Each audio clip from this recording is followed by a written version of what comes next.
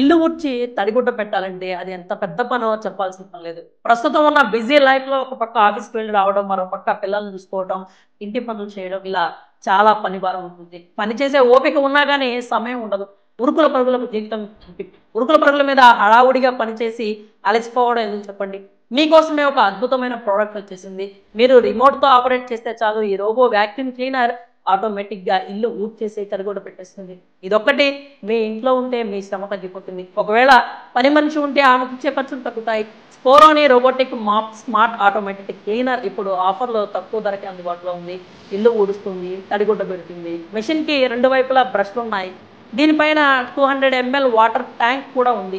ఇందులో నీరు పోసుకొని మీరు తడిగుడ్డ పెట్టేసుకోవచ్చు. ఇది 2000 ఎంఏహెచ్ బ్యాటరీతో వస్తుంది. ఒక్కసారి చార్జ్ చేస్తే గంట నుంచి గంటన్నర పాటు పనిచేస్తుంది. ఎక్కడ ఫ్లోర్ క్లీన్ చేయాలనుకుంటున్నారో అక్కడ మాత్రమే చేసేలా దీన్ని కంట్రోల్ చేయొచ్చు.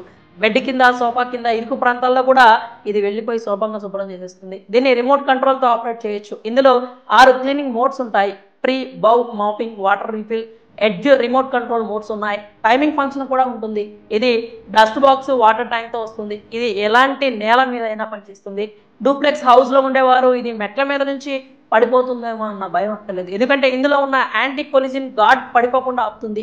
దీని అసలు ధర రూ. 21,999 కాగా ఆఫర్‌లో కేవలం రూ. 7,999కి అందుబాటులో ఉంది. ఈ ధరకు అసలు ఇల్లు ఊడ్చి తడగుడ్డ పెట్టే వాక్యూమ్ క్లీనర్ అనేది రాదు. చేత్తో పట్టుకొని ఊడ్చే వాక్యూమ్ క్లీనర్లే 6,000, 8,000 రేంజ్‌లో ఉన్నాయి. ఇక ఆటోమేటిక్‌గా ఇల్లు ఊడ్చి తడగుడ్డ పెట్టే క్లీనర్స్ అయితే వేరే కంపెనీకి చెందినవి 30,000, 50,000, 70,000గా ఉన్నాయి. కాబట్టి 8,000లో ఇల్లు ఊడ్చి తడిగుడ్డ పెట్టే వాక్యూమ్ క్లీనర్ వస్తుందంటే కళ్ళకు అద్దుకొని తీసుకోవచ్చు. ఈ అద్భుతమైనటువంటి రోబోటిక్ వాక్యూమ్ క్లీనర్‌కి సంబంధించినటువంటి లింక్ అయితే మీకు కింద డిస్క్రిప్షన్‌లో ఇచ్చేసాను.